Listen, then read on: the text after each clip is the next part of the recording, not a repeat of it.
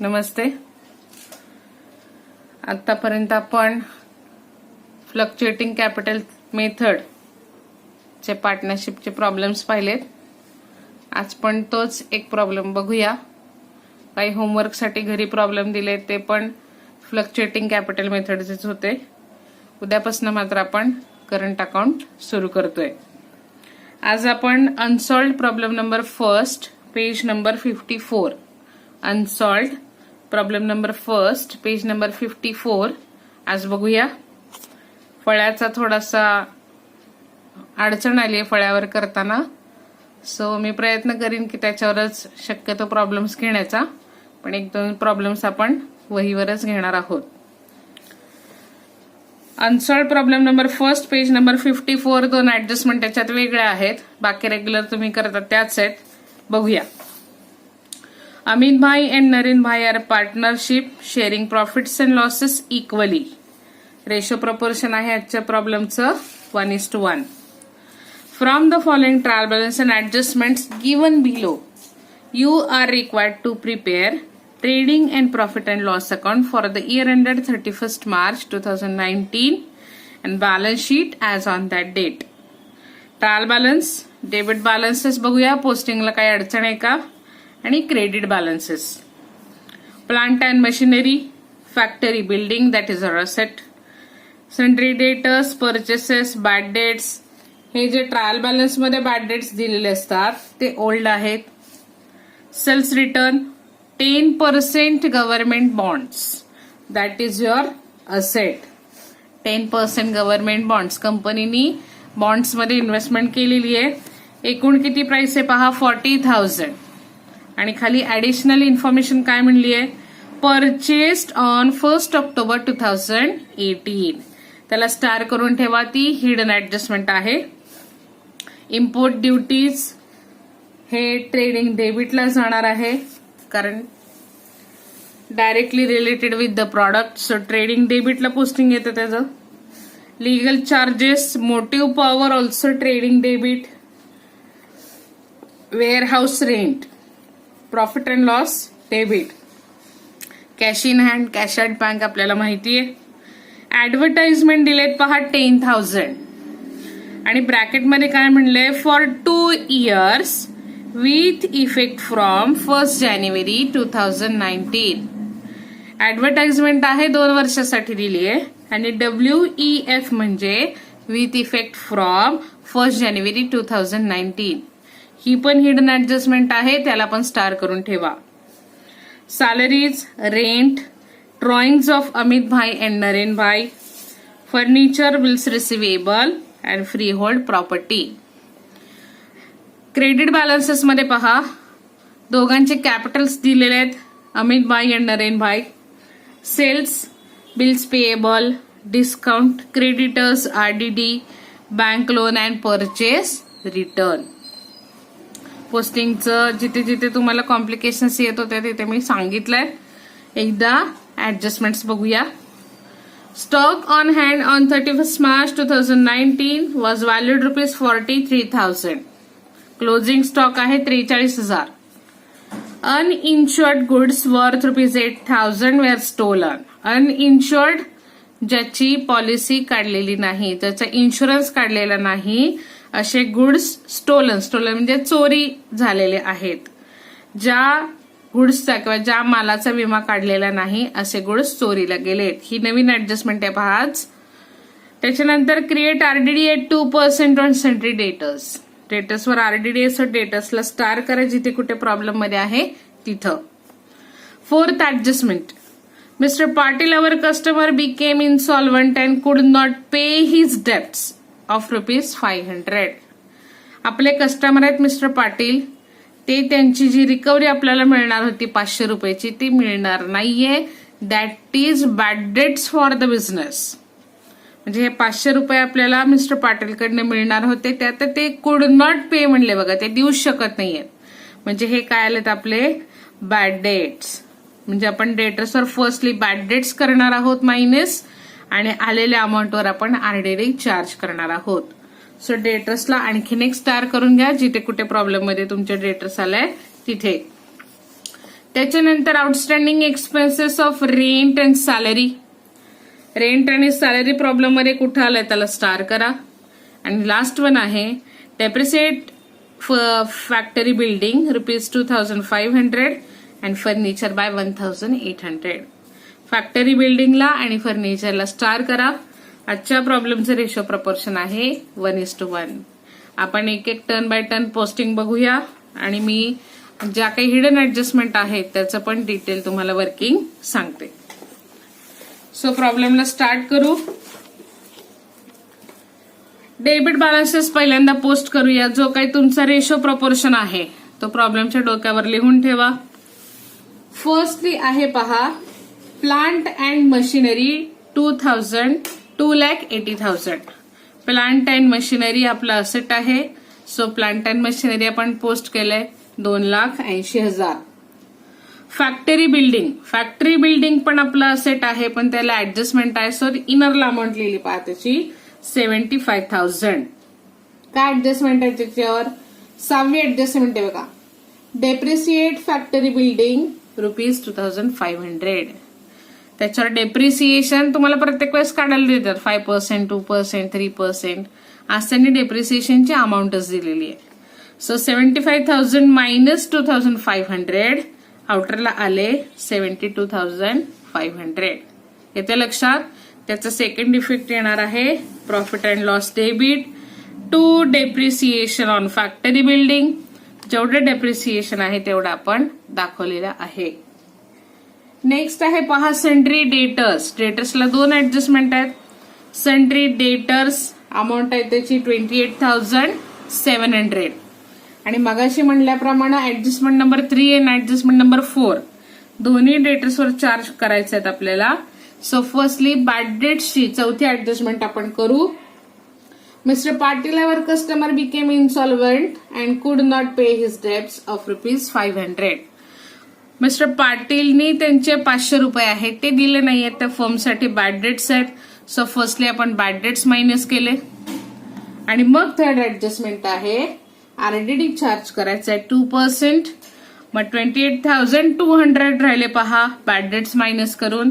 त्याच्यावर 2% आरडीडी आपण चार्ज करणार आहोत. त्याची अमाऊंट आली 564. म्हणजे फर्स्टली बॅड डेट्स मायनस करायचे, आलेल्या अमाऊंटवर 2% चार्ज करायचा 564. आणि मग ती अमाऊंट मायनस केल्याच्या नंतर आउटरला दिसतात 27,636. येते लक्षात? आता बॅड डेट्स आणि आरडीडीचा सेकंड इफेक्ट आपल्याला द्यायलाच पाहिजे. तो कुठे जाणार आहे? P&L debit. So new bad debts 500 to new RDD 564. Problem मध्ये ट्रायल बॅलन्स मध्ये ओल्ड बॅड डेट्स आहेत का चेकआउट करा. आहेत पहा ओल्ड बॅड डेट्स आहेत 500. सो ओल्ड बॅड डेट सुद्धा त्याच्यामध्ये काय होतील? ऍड होतील. हे तिघांची टोटल 1,564 येते.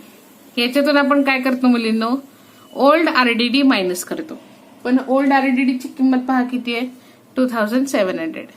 सो 1,564 मधून 2,700 मायनस होऊ शकत नाहीत. म्हणून फक्त जे जे आहे त्याची टोटल घेतली आणि जो ओल्ड आरडीडी आहे तो क्रेडिटला लिहिलेला आहे. जर याच्यातून 1,100, 1,200, 1,400 अमाऊंट असती, 1,500 असती तर मायनस झाली असती. पण ओल्ड आरडीडीची अमाऊंट जास्त आहे, ती याच्यातनं मायनस होऊ शकत नाहीये. म्हणून ती काय केली मी क्रेडिटला आहे तशी मांडलेली आहे.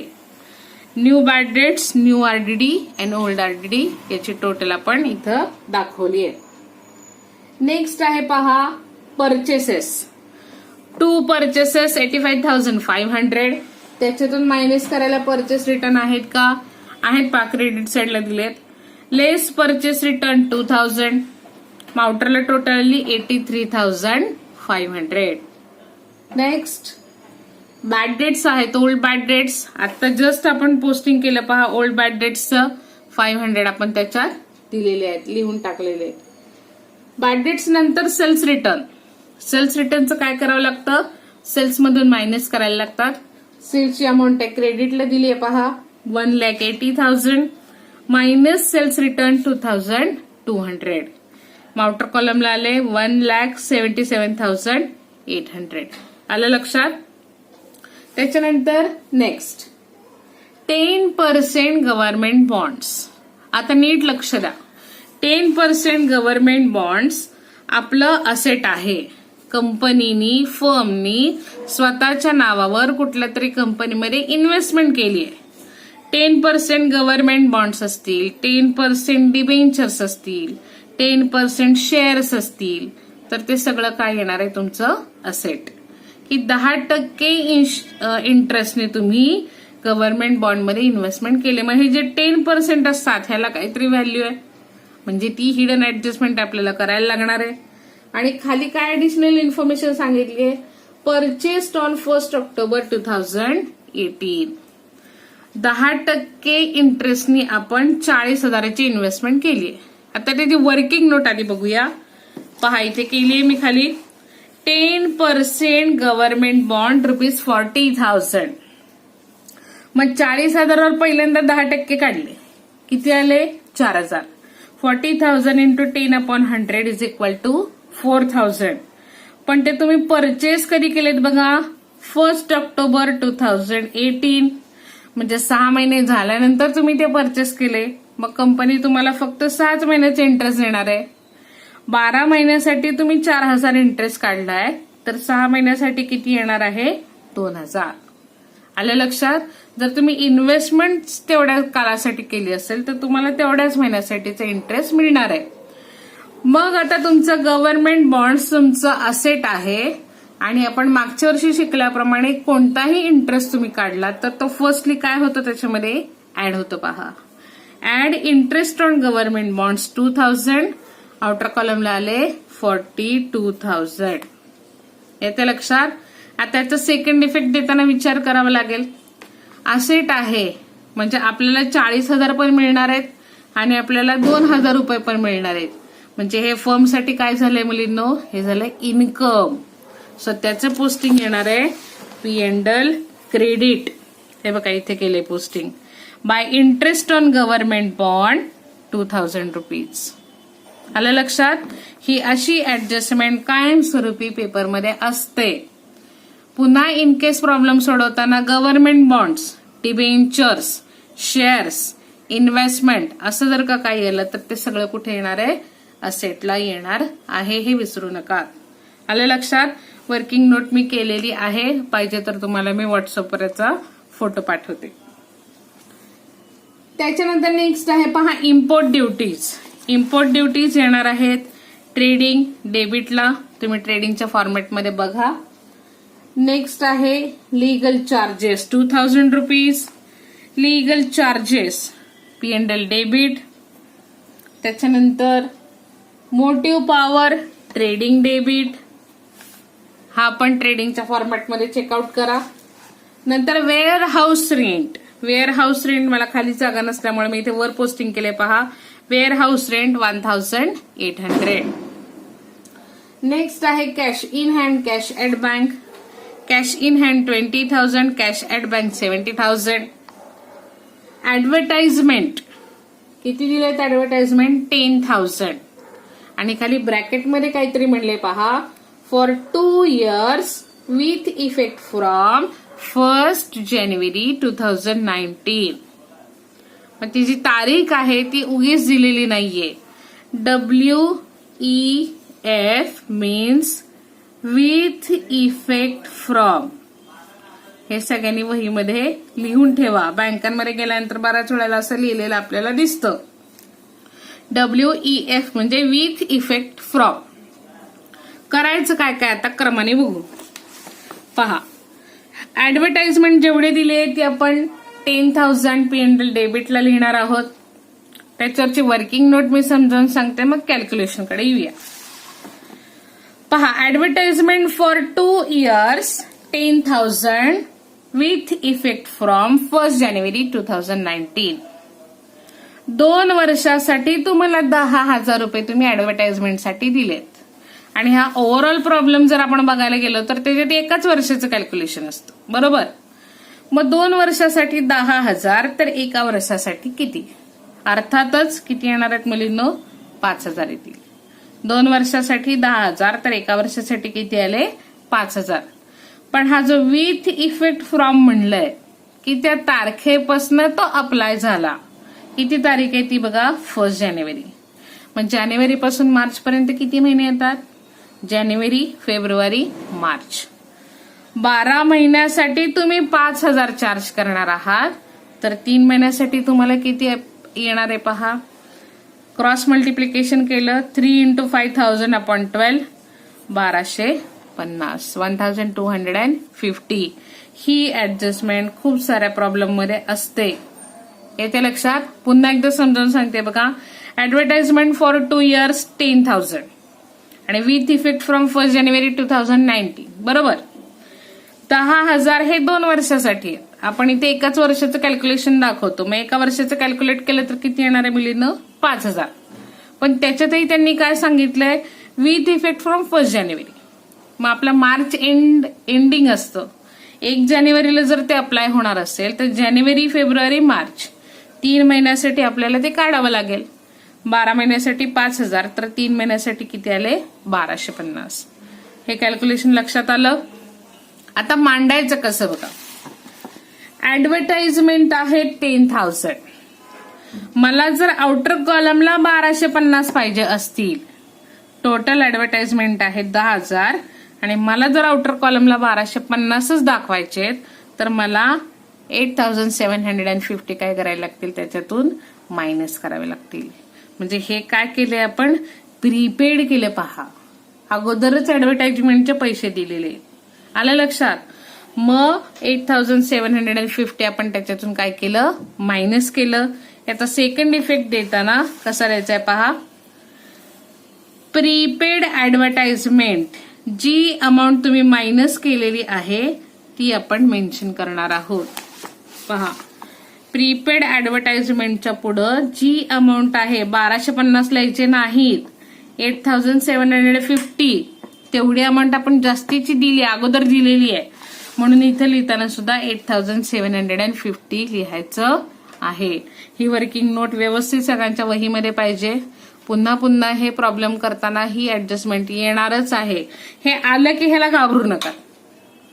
काही अडचण नाहीये. तुम्हाला जोपर्यंत समजत नाही तोपर्यंत सांगायचं माझं काम आहे, पण त्याच्यात अवघड असण्यासारखं काहीच नाहीये. फक्त तारीख आपल्याला लक्षात घ्यावी लागेल, तिथपासून ते अप्लाय होणार आहे. येतं लक्षात. त्याच्यानंतर आहे बघा सॅलरी 3,800. सॅलरी आहे 3,800. त्याच्यावर आउटस्टँडिंग सॅलरी आहे 300. ऍड केले आपण त्याच्यात. आउटर कॉलमला आले 4,100. सेकंड इफेक्ट येतो त्याचा लायबिलिटी, आउटस्टँडिंग सॅलरी 300. नेक्स्ट आहे rent. Same procedure. To rent आहे 1,500. आउटस्टँडिंग रेंटवर आहेत पहा 800. आउटर कॉलमला आले 2,300. Second effect liability, outstanding rent 800. Next drawings आहेत अमित भाई अँड नरेन भाई. ड्रॉइंग्स काय करतो आपण? कॅपिटल मधून मायनस करतो.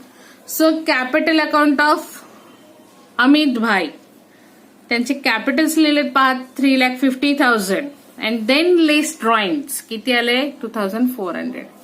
मायनस करून अमाऊंट किती आली आहे? 3,47,600. अजून बाहेर ओढली नाही अमाऊंट, कारण त्याच्यात नेट प्रॉफिट ऍड किंवा लेस होणार आहे म्हणून. आणि capital of Naren 3 lakhs amount आहे त्यांची कॅपिटलची, त्याच्यातून त्यांचे ड्रॉइंगचे 3,200 ते मायनस केलेत. मायनस करून अमाऊंट आले 2,96,800. पुढे आहे पहा फर्निचर दिले 1,95,800. फर्निचर 1,95,800. त्याच्यावर सुद्धा डेप्रिसिएशन सांगितले 1,800 आणि मायनस करून आउटरला आलेत 1,94,000. येते लक्षात. डेप्रिसिएशनचं सेकंड इफेक्ट आपण देऊया.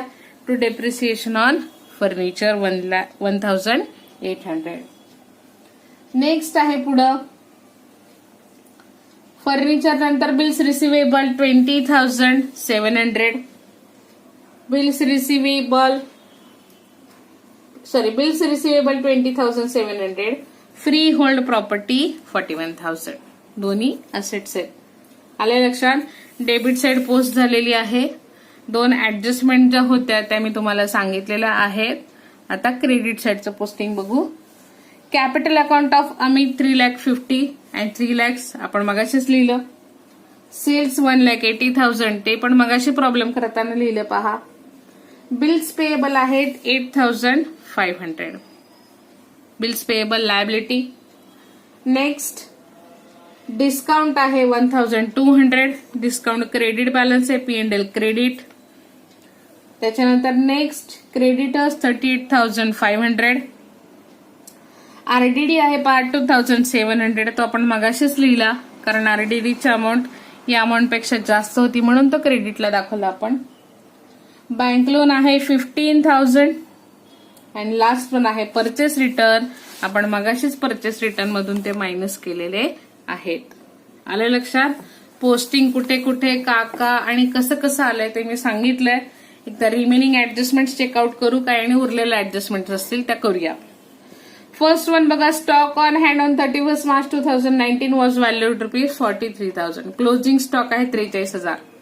So trading credit and balance sheet asset. Second adjustment आज नवीन आहे. अनइन्शुर्ड गुड्स वर्थ ₹8,000 वेअर स्टोलन. अनइन्शुर्ड म्हणजे ज्याची पॉलिसी काढली नाहीये असे गुड्स चोरीला गेलेत. इफेक्ट मागे जो चार्ट आहे त्याच्यात चेकआउट करा कुठे येतोय. जेवढे गुड्स जळालेले आहेत किंवा चोरीला गेलेले आहेत ते इथं. By goods loss by theft account. इथं लिहिताना असंच लिहायचं. By goods loss by theft account amount आहे 8,000. आणि इन्शुरन्स कंपनीचं पैसे द्यायचं काही काम नाही कारण तुम्ही पॉलिसीच काढलेली नाहीये. अनइन्शुर्ड गुड्स म्हणतात पहा. म्हणजे तुमचं एकूणच सगळं नुकसान कितीचं झालेलं आहे 8,000चं. आणि इथं लिहायचं to loss by theft account 8,000. आलं लक्षात. इथं लिहायचं by loss by theft account 8,000. तुम्हाला कुठलाही क्लेम मिळाला नाहीये कारण तुम्ही इन्शुरन्स काढलेला नाहीये. सगळ्याचं सगळं नुकसान झालंय म्हणून P&L डेबिटला to loss by theft account 8,000. आलं लक्षात. नेक्स्ट आहे पहा क्रिएट आरडीडी. आरडीडी आपण मगाशीच केला 564 आणि त्याचं पोस्टिंग देखील आपण इथं केलेलं आहे. Second effect. त्याच्यानंतर Mister Patil customer became insolvent and could not pay his debt ₹500. मिस्टर पाटीलचे ₹500 आपण अगोदरच वजा केलेत आणि त्याचा सेकंड इफेक्ट पण आपण इथे दाखवलेला आहे. नेक्स्ट आहे outstanding expenses rent and salary. रेंटचे पहा 800 आणि सॅलरीचे 300. 800 अँड 300. आणि लास्ट आहे डेप्रिसिएट फॉर फॅक्टरी बिल्डिंग 2,500 आणि इकडे पण आपण 2,500 दाखवलेत पहा. आणि लास्ट आहे फर्निचर 1,800. तो पण फर्निचर 1,008. काही पोस्टिंग काही एक्सपेन्सेस वेगळे होते. 2 हिडन ऍडजस्टमेंट वेगळ्या होत्या. मिस्टर पाटीलची पण आज नवीन होती. अनइन्शुर्ड गुड्सची पण वेगळी होती आज ऍडजस्टमेंट. आता फक्त बॅलन्सिंग राहिलेलं आहे तेवढं फक्त मी सांगते. पहिल्यांदा ट्रेडिंग क्लोज करूया. ट्रेडिंगच्या क्रेडिटची टोटल आहे 2,28,800. म्हणजे या तिघांची टोटल जर आपण घेतली तर 2,28,800 येतात. डेबिट बॅलन्सेसची टोटल येते पहा 97,300. मग अर्थातच 2,28,800 जास्तीची किंमत आहे त्यातून कमीची मायनस केली म्हणजे तुमचा ग्रॉस प्रॉफिट किती आला मुलींनो 1,31,500. आले लक्षात. So to gross profit transfer to P&L account 1,31,500. 1,31,500 म्हणजे इथं काय झालं आपला ट्रेडिंग क्लोज झाला. ट्रेडिंग क्लोज केल्यानंतर ग्रॉस प्रॉफिट कुठे पाठवतो आपण P&L credit. By gross profit carried down 1,31,500. आता P&L क्लोज करायचं आहे. P&L क्लोज करताना क्रेडिटच्या जे टोटल्स आहेत त्याची एकूण टोटल आहे ते पहा 1,37,400 आणि डेबिटच्या सर्व जे एक्सपेन्स आहेत त्याची टोटल येते 25,314. 1,37,400 मधून 25,314 वजा करायचे. तुमचा नेट प्रॉफिट किती आला पहा 1,12,086. 1,12,086 हा आला तुमचा नेट प्रॉफिट. नेट प्रॉफिट कसा लिहायचा आहे? To net profit transfer to capital account of Amit and Naren 1,12,886 बरोबर. आणि आजच्या प्रॉब्लेमचं रेशो प्रपोर्शन किती आहे? 1:1. म्हणजे ह्यांना अर्धी अमाऊंट द्यायची ए पार्टनरला आणि नरेनला पण हाफ अमाऊंट द्यायची. याचं कॅल्क्युलेशन मी मागच्या प्रॉब्लेम मध्ये सांगितलेलं आहे. इक्वल प्रपोर्शन असतं तेव्हा याचे फक्त 2 भाग करायचे. दोन्ही पार्टनर्सना इक्वल प्रपोर्शन मध्ये अमाऊंट जाणार आहे. सो यांना द्यावे लागतील 56,043, यांना सुद्धा 56,043. आलं लक्षात? सो इथे आपला क्लोज झालाय P&L डेबिट. आणि last balance sheet. Balance sheet मध्ये अमितचे जे काही कॅपिटल आली होती त्याच्यामध्ये त्यांचा नेट प्रॉफिट ऍड केला आपण 56,043. आउटर कॉलमला आले 4,03,643. 4,36,040 3,060 sorry 4,03,643 अमाऊंट आहे. आणि कॅपिटल ऑफ नरीन त्यांचं ऍड केल्यानंतर इथे पहा 3,52,843. जर सगळे ऍडजस्टमेंट, सगळे इफेक्ट, सगळे झिरोज तुम्ही बरोबर दिलेले असतील तर दोन्हीची अमाऊंट बॅलन्सिंग होतीये. माझी दोन्हीकडची टोटल एकसारखीच आली पहा 8,19,586, 8,19,586, 8,19,586 ने हा प्रॉब्लेम टॅली होतोय. आले लक्षात? आजच्या प्रॉब्लेम मध्ये ऍडव्हर्टाइजमेंट, 10% गव्हर्नमेंट बॉन्ड्स, अनइन्शुअर्ड गुड्स, काही एक्सपेन्सेस नवीन होते त्याचेही पोस्टिंग आपण बघितलेलं आहे. प्रत्येक प्रॉब्लेम मध्ये एक एक न्यू ऍडजस्टमेंट आहे. ट्राय करत राहा, पोस्टिंग करत राहा त्याचं. आणि कुठे काय अडचण येईल तर ग्रुपवर जरूर विचारा. धन्यवाद.